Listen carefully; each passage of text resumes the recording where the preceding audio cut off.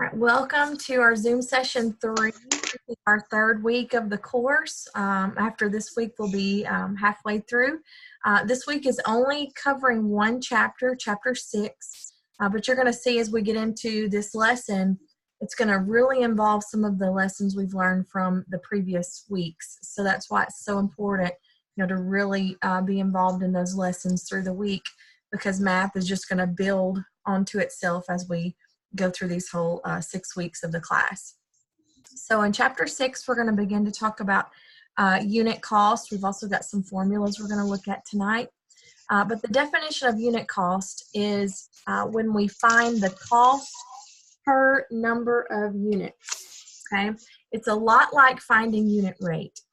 We want to find the cost per unit. So cost, like how much change you're paying per ounce of shampoo, or what does it cost per pound of something. So that's what the cost is all about. So we're going to look at some examples of how to do that, and then we'll compare prices to find better buys, and we'll just dig right into this lesson. In example 1, we want to find the unit cost. Okay, if necessary, we're going to have to round to the nearest cent, and I'm going to talk to you about what that looks like. So to find unit cost, like I said before, it's the cost per number of units. So if I have 6 ears of corn for $2.85, I want to know how much does it cost per 1 ear of corn. So I'm going to take $2.85 and divide that by 6 ears. Okay, I'm going to type that in my calculator and show you what we get right here. 2.85 divided by 6. Okay. So I'm going to get 0.475. Now here's what I'm talking about rounding to the nearest cent. This is money we're talking about, the cost per number of units. We know with money that it only goes out to 2 decimal places. So when it asks you to round to the nearest cent, that's talking about the hundredths place, 2 decimal places out. But I always have to look at that third decimal value, that third number. If it's 5 or more, bump up the score.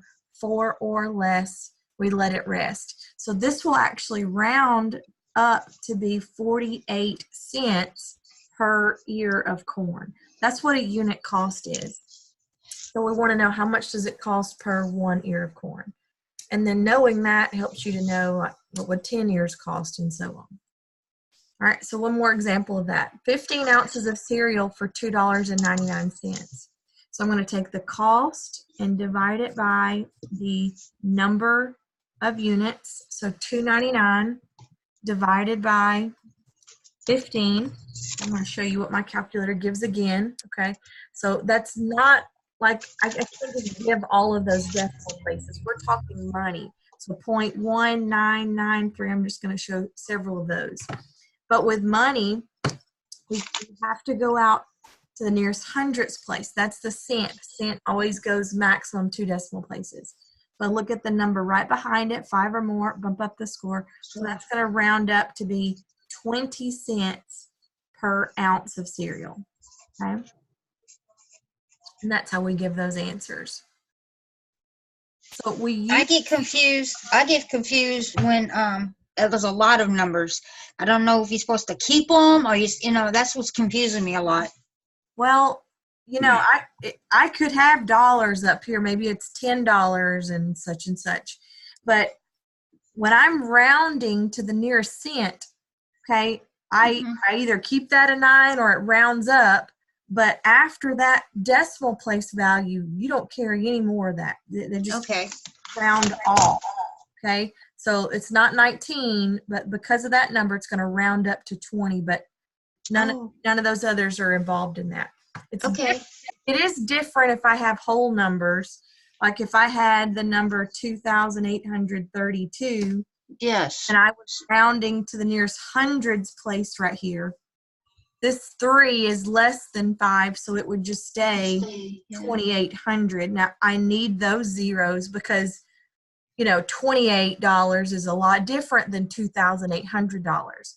But if there were other digits, out here, I don't need any of those beyond what I'm rounding to. Okay. All right, so let's take that idea and help us find the better buy. I don't know if you do some comparison shopping when you're at the grocery store. A lot of times, if you look at that cereal price tag on the aisle, if you look in one of the corners, it's going to show you that price per ounce. So you can compare, not necessarily like a big box, a little box, and a smaller box, but you can compare how much you're paying per ounce to find that better buy. So I've got 20 ounces of salsa for $3.29 or 12 ounces of salsa for $1.99. The cheaper one doesn't necessarily make our better buy. We have to find the cost per number of units. We've got to find that unit cost. So I'm going to take $3.29 and divide that by 20 ounces. And then I'll take $1.99 and divide that by 12 ounces. And I'm going to compare these unit prices. And they may not be very different at all, but if quality is not what, we're having to compare, then of course we're going to compare the best price. So this is 16. The 4 is less than 5, so that will stay 16 cents per ounce. Okay. And now I'm going to type the other one in, $1.99 divided by 12. Okay, this decimal goes out a little further, so I'm rounding to the nearest cent, but the next number is 5 or more, so I bump up the score. That's going to be 17 cents per ounce. So, if quality's not compromised here, the better buy is the cheaper one per ounce of salsa. So I would actually select 20 ounces of salsa for $3.29. I'll do one more of those. So to find the unit cost, we take the amount and divide it by the number of units.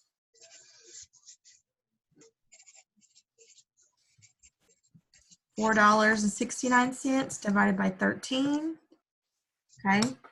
This is cents, so I can only show 2 decimal places. The number back there is a 0, so that's going to stay 36 cents. And I don't mind if you label it like this. That's no big deal for change. 36 cents per ounce, that's fine. And then $3.99 divided by 12. That decimal doesn't go on forever, but I still have to only show 2 decimal places. That 2 is going to keep that at a 3.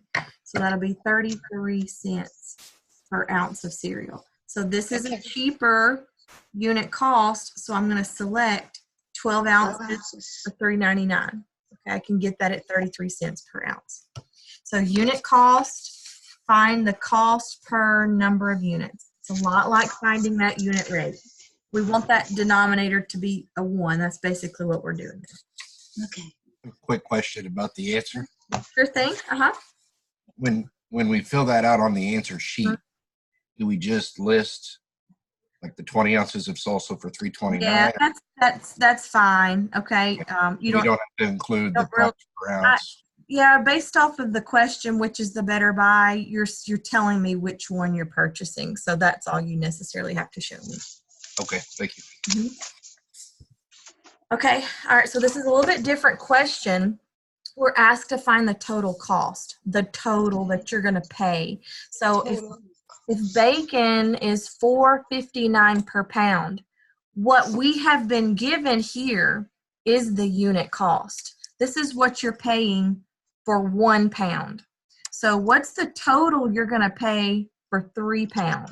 Okay, so it's like $4.59 plus $4.59 plus $4.59. So the easier way to do that is to multiply the unit cost by how many of that item that you're buying. If this is what I'm going to pay for 1, times 3 will tell me how much I'm going to pay for 3 of those. Okay. So that's simply just multiplication. This one did not require any rounding. That's going to be $13.77. Okay.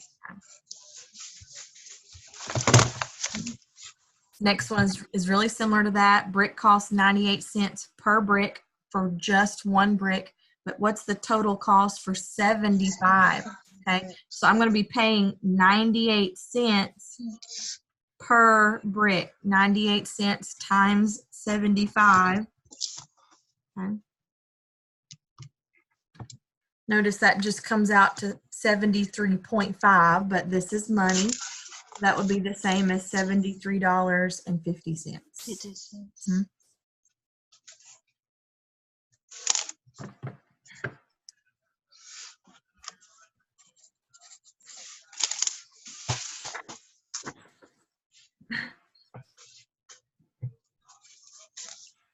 Okay, I'm gonna show you an important formula that we're gonna be using here. It's gonna be the percent of increase or decrease. And we calculate that by finding the amount of increase or the amount of decrease. Now that will depend on what kind of problem we're presented with. And we're gonna divide that amount by the original amount. Okay, this is the formula. You'll find that in your textbook.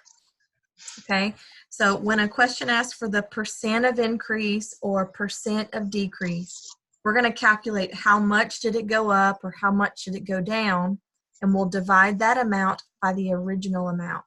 Now, the main thing that we've got to be careful about is it is a percent, okay? So we need to make sure we give our answer as a percent. Now, when I do this division, I'm not necessarily going to get a percent. I'm probably going to get a decimal, but I'm going to have to convert to a percent, okay? So this next example, it says find the percent of increase or decrease, and we're going to round to the nearest whole percent if necessary. Whole percent means I want just a whole number without any decimal places. So Montreal's bike sharing program had about 29,750 members during its second year. That was up from 7,900 members during its first year. So what was the percent of increase in the number of members between these years? So obviously from year 1 to year 2, the membership increased. We want to find that percent of increase. Okay, so first we're going to find out how much did it go up. So I can take 29,750 and subtract 7,900 to find the difference. Okay, I want to find out how much did it go up. And that would be 21,850 members. So I'm going to take the amount that it went up and divide that by the original, okay? Year 1, that first year, was 7,900, okay? So I'm going to type that in my calculator. 21,850 divided by 7,900, okay? I'm just going to jot down a few of these decimal places. 2.76582, and it just keeps on going, okay? This is not a percent. You can't just take that number and stick a percent sign behind it. That's not what it is. I've only divided and I get this decimal answer. As we learned in the last chapter, to change a decimal or any number to a percent, we must multiply it times 100. Okay? You'll recall that shifts your decimal over 2 spaces. I'm going to do that right here. Times 100 shifts my decimal over 2 spaces. So now I have 276.582 and on and on and on, but now that is a percent. Okay, listen closely to this part right here. Remember, we have to round that to the nearest whole percent. Do not round while it's a decimal. We multiplied that by 100. Now we have a percent. Now I round. We shouldn't round until the very end if at all possible, to keep our number as exact as possible, okay? So the nearest whole percent means I don't want a decimal, but I have to look at the number right behind it, 5 or more, bump up the score. So that's going to be 277% rounded to the nearest whole percent. Okay.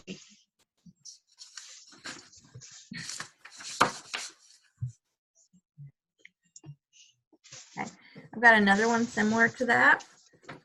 Sorry, my paper printed kind of crazy, so I had to make that extra piece right there.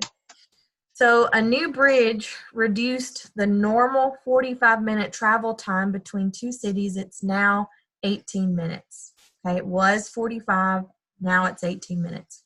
What is the percent of decrease? Okay, what percent of decrease does this represent? So back up here to our formula. I need to find the amount that it decreased. How much did it go down? And divide that by the original amount. So once again, I'm still finding that difference. Okay, let's subtract and find the difference.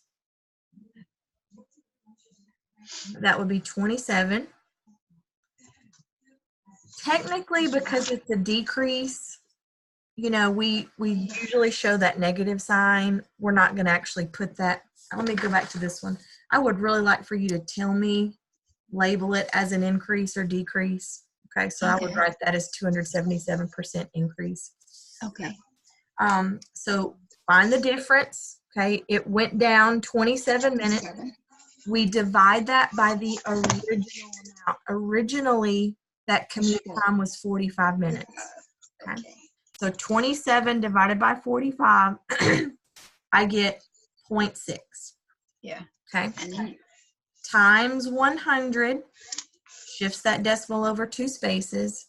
So that's a decrease of 60%.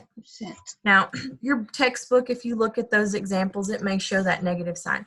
I would really prefer you just to label that as 60%. And rather than using the negative sign, we'll describe that with the word. That tells me that it did go down 60%. Okay. Any question over that formula? No, I'm seeing it and now it's making sense. Okay. All right, we'll probably come back to that formula in just a little bit. I'll set that to the side. The next couple of definitions are markups and discounts. Now, this is everyday stuff. We see this all the time if we go shopping. We know that, you know, if you go buy a pair of shoes, that whoever's selling that to you has marked that up way more than it actually costs to make. Okay. Discounts, we love discounts. You know, we like for an item to be 20% off, 50% off, 75% off, so we're not having to pay that amount on the price tag. So we understand what these words mean. So now we're just going to make sure we understand how to calculate these values. So markups add to the original price, where discounts take away from the original price. Okay. So we're going to be calculating some markups or discounts based off of these problems. A window air conditioner costs $285. Find the markup on the air conditioner if the markup rate is 25% of the cost. We saw some problems like this in the last lesson. Remember, of typically means multiply. I'm multiplying 25% times the cost of that air conditioner right there. 25% times 285.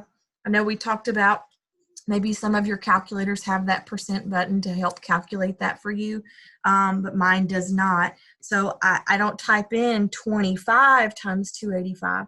I have to turn this into a fraction. Percent means per 100, or a decimal. 2500ths is that decimal. You decide whichever one you want to do. I'm going to use the decimal because I'm just typing this in my calculator. But I got to take the markup rate and multiply it times the cost.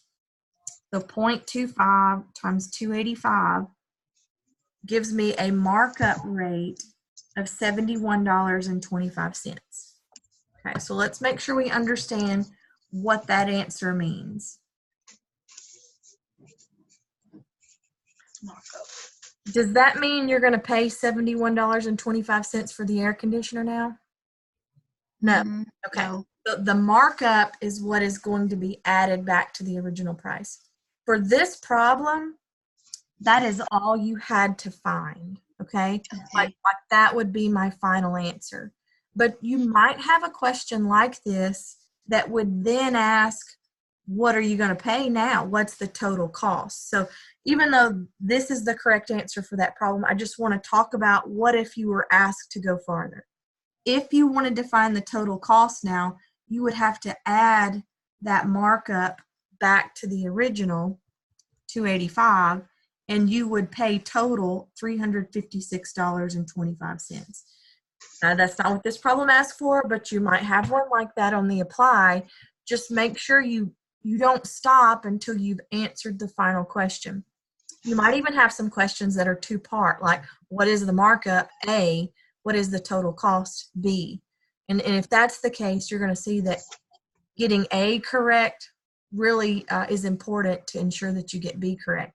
But once you find that markup, if you're asked to find the total cost, you have to add that back. Now, discounts take away. Shoes that regularly sell for $65 are on sale for 15% off the regular price. So this time we want to find that sale price. But in order to find the discount, I've got to multiply the discount rate times the cost. Okay, just like before, I've got to convert my percent into a fraction or a decimal. Percent means per 100, 15 hundredths. I'm going to multiply 0.15 times 65. And that's going to be $9.75. But understand what you just found. That's the discount. I wish that $65 pair of shoe now only costs less than $10, but that's not what it is. That's the discount. I have to take the discount away from the original price. So I'm going to now subtract $65 minus $9.75 to come up with that new total sale price, which will be $55.25. Now that is the final answer to this question. I couldn't stop here because the question asked for the sale price. Right. That's why you need to read those questions carefully and understand what are you asked to find. What's my final answer going to be? Can I just stop at the markup or discount, or do I need to work that all the way down to the total cost? Markup adds 2, discounts take away. Okay.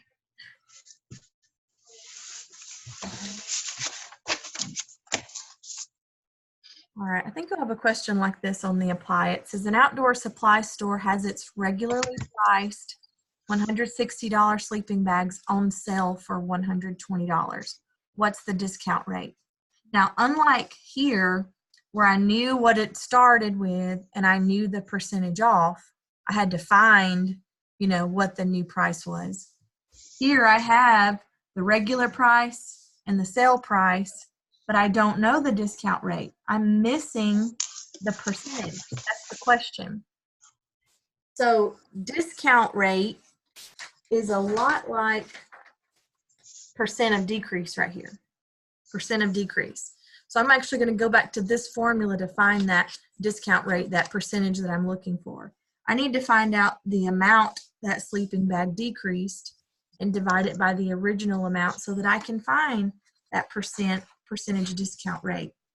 So if it was $160 and it went down to $120, I want to find that difference. Okay. It's a $40 decrease. Divide that by the original amount. That's 40. 0.25 times 100, shifts that over 2 spaces, we get 25%. Okay, that's the discount rate. It's 25% off.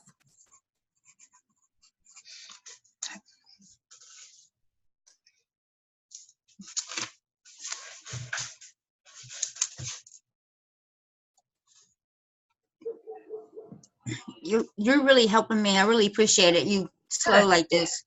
Yeah, I try to pick examples that I know will be similar to what you're going to be seeing on the apply. So if you've already had a chance to look over the apply, then this definitely should help for you to be seeing these again. But I also encourage y'all to watch the videos while you work through the apply. Press play, pause it, work through a problem, you know, press play, pause it as you need to, and just like let that be there kind of as a guide, an example to Okay. follow. And I don't know if maybe I've mentioned this before, but I'm pretty sure the odd answers may be in the back of your textbook. So some of these examples come from your book. So, you know, in each lesson, you might try an odd problem and check it in the back of the book if you need to, just to have another example to go by. Okay. Here are some other formulas that you're going to be using this week. These come from your textbook. Simple interest is calculated by principal times rate times time. That's how we calculate interest, okay? Your rate is going to be a percentage amount. Time must be in years, okay? That's really important. You need to highlight that. So if we're given something in months, we're going to need to make some adjustments there. Maturity value for a simple interest loan is principal plus interest equals maturity value. This interest we'll find by this same formula right here.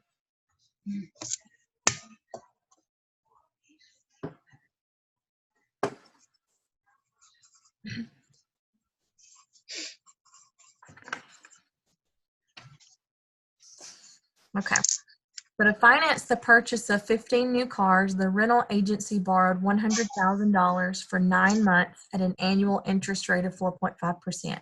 What is the simple interest due on the loan? All right, so read through the problems.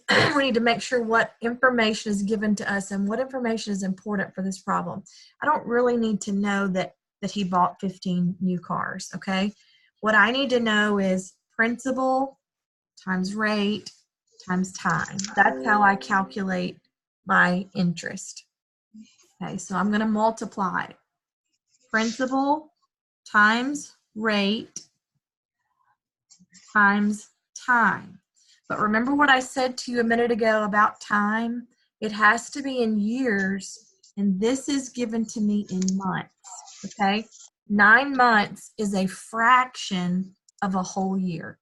We know there are 12 months in 1 year, so 9 months is 9/12 of the year, okay? So you may have to do that little part of the math yourself there.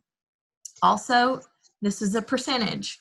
I don't work with percents. I need to turn that into a decimal, and you can't just drop the percent label. It's not 4.5. You've got to back that decimal up 2 spaces. So instead of 4.5%, I'm going to type in 0.045, shifting that decimal left 2 spaces. Now, multiplying those together is going to give me the interest. I can say 100,000 times 0.045 times 9 divided by 12.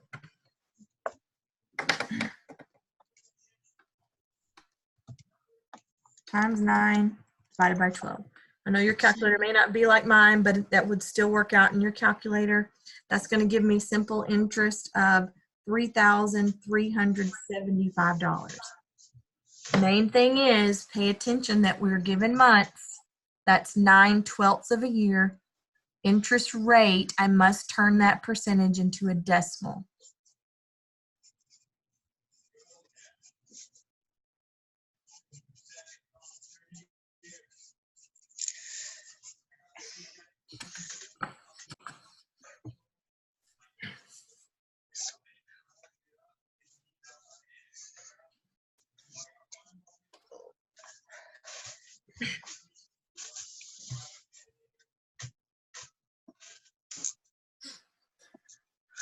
Next example, William Carey borrowed $12,500 for 8 months at an annual simple interest rate of 5.5%. Find the total amount due on the loan. Question is asking for the maturity value. So let's go back up and look at that formula. It's principal plus interest. How do I find interest? Back up here, this same formula, principal times rate times time. Once I know interest, I'm going to add that back to the principal, and that will give me my maturity value. So I can clearly see this is the principal. Principal, this is my time. Once again, it's in months, and my rate is 5.5%. You might be familiar with the formula P RT. That's what I equals. Okay, that's what that formula, we abbreviate that. So I've got 12,500 times rate, not 5.5, but if I shift that decimal backwards 2 spaces, that's 0.055 times time. 8 months is a fraction of a year. That's 8 over 12.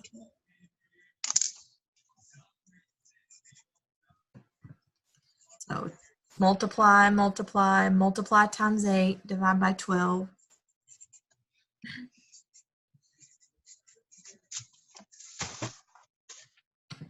Notice my decimals just keeps going. This is a time when we would have to round to the nearest cent, okay? But that 3 will just keep this in front of 3. So the interest is $458.33. But maturity value is principal plus interest equals maturity value. So now I have to add this back to the principal. So I'm just going to say plus 12,500. And that's going to give me a total maturity value of 12,958. Okay. A lot of these problems this week are going to require you to do one piece of math to get to the final answer. So it's really critical that you take these formulas and these steps very carefully, work very carefully. If I had rounded incorrectly here, that's going to make this answer incorrect. Okay. Yeah. Lots of little details to watch out for.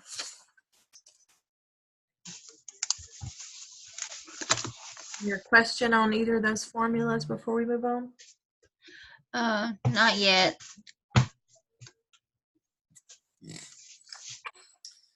Going fast. All right. Next one's credit card. Credit card company charges a customer 1.25% per month on the unpaid balance of charges on the credit card. What is the finance charge for a month in which the customer has an unpaid balance of $118.72? Notice here, I'm just looking for that charge, okay? Just that charge, that fee that you're charged each month for any unpaid balance. Notice it's 1.25% on the unpaid balance. 1.25% times $118.72. Like always, I must turn this into a fraction or a decimal. This will be best here. Dividing by 100 shifts that decimal over 2 spaces. That's what I'm going to multiply together.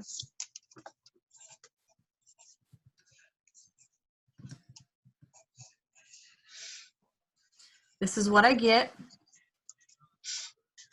That's not a reasonable answer. We're talking about money. I have to go out to the nearest cent. I look at the very next number, 4 or less, let it rest. So that fee is only going to be $1.48. That's all that it's asking for. We're not going to add this back to the unpaid balance, okay? We're just looking to see what is that finance charge. You're going to be charged $1.48 under these circumstances.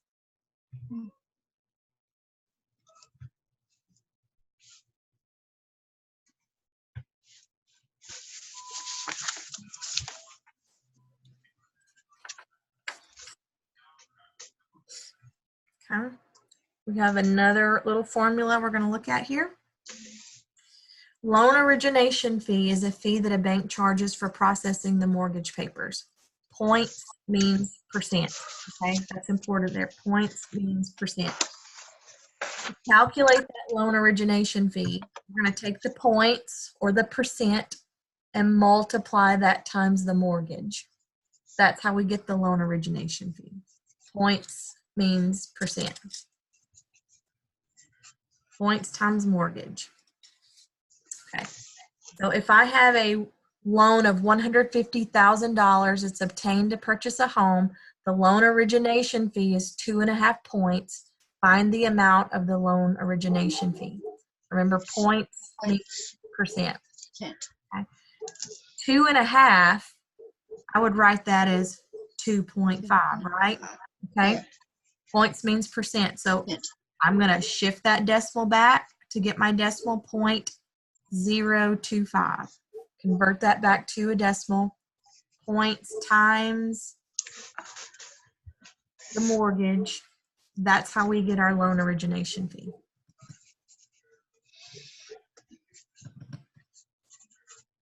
And that would be $3,750.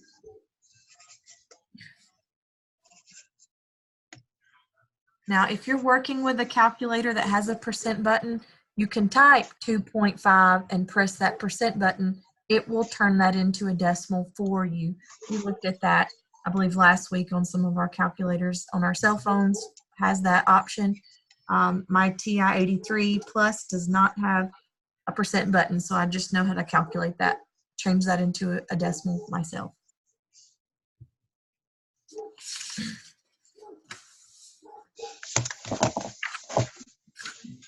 Mine's not like that either. All right, we're going to finish up with some word problems that'll be similar to some things that you see on the Apply this week. If you're watching this later, our code word tonight is discount. You can email me a brief summary with the code word discount to receive your extra credit points. A sedan was purchased for $23,500. A down payment of 15% of the purchase price is required. So how much is that down payment? 15% of the purchase price, okay? Of means multiply. So 15% times 23,500. Once again, percent means per 100 or 15 hundredths. When you have a whole number, that decimal is understood to be at the back. So shifting that left 2 spaces gives me 0.15. I'm going to multiply that together to get my down payment. And that's all the question is asking for. What is that down payment? So multiplying that together, I get $3,525.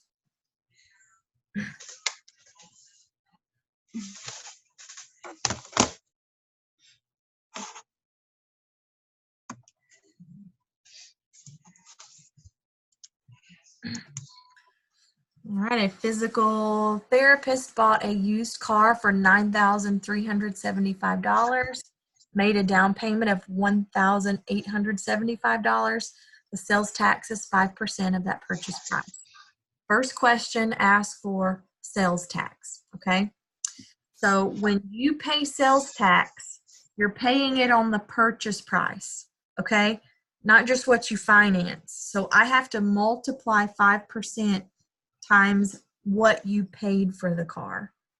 So 5%, shifting that decimal left 2 spaces, that's 0.05 times $9,375.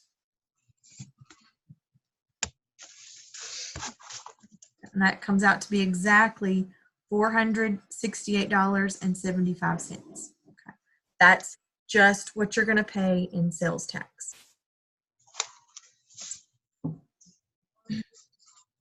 Now, part B, make sure you are interpreting this question correctly. We're asked to total up sales tax and down payment. Down payment. Okay, so all I need to do is add those numbers together.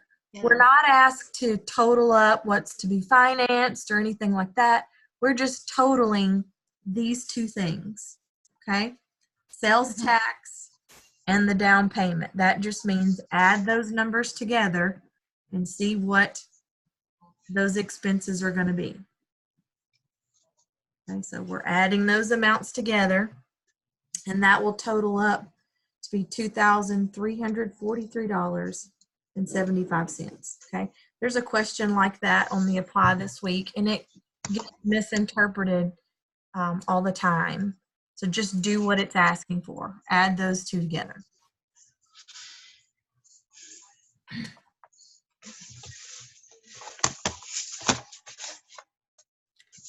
I'm going to finish up with these last two problems. This one has 2 parts, and then there's one more. A stock clerk at a supermarket earns $12.68 an hour.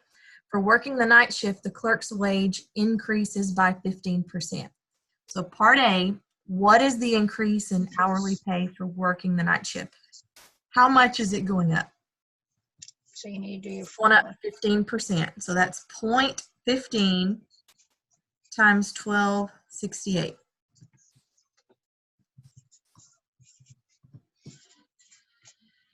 I get this decimal, which is going to require me to round. I have to go to the nearest cent. That 2 will not round up, so that's going to be $1.90. Okay. That is the increase in hourly pay. It's going to go up $1.90.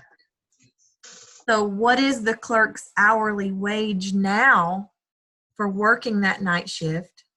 I'm going to add that to her normal wage.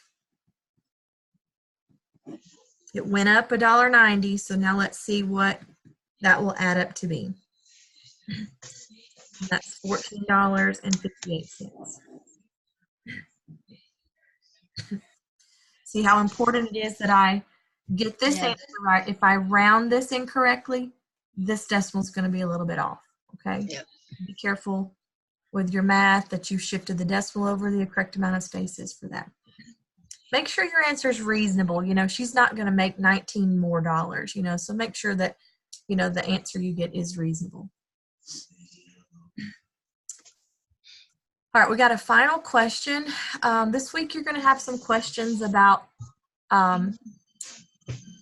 credits and debits as they relate to a checking account, okay?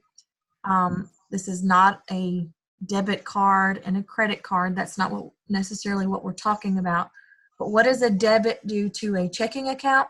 And what does a credit do to a checking account? So remember, debits take away from your checking account balance. This money that's being taken out of your account, whether it is through a debit card or writing a check, something is being withdrawn from your account. A credit to your checking account is when money is being added into your checking account, like a deposit is being made. So understand that that question this week refers to not your credit card, but your checking account. Read that question closely. Joel had a checking account balance of $427.38 before a deposit of $127.29 was made. Joel then wrote 2 checks, one for $43.52 and one for $249.78. Find the current checkbook balance. Okay, so this should be, you know, common sense, but let's not forget deposits, add to, okay, writing checks, subtract from.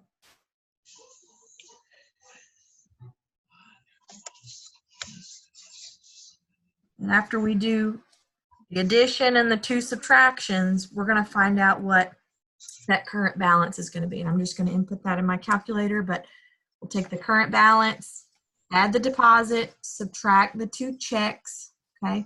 Deposit is a credit. Writing those 2 checks is a debit. And so that final balance would be $261.37 after those transactions have been made. Okay. This makes a lot of sense now. I haven't been paying attention. I think that's my problem. That'll get you every time. All right, well, I'm going to end the video at this time. Thank you for joining. If you've got any questions, those of you who are watching this on your own, please reach out and email me those thoughts, and I'll try to respond as soon as I can.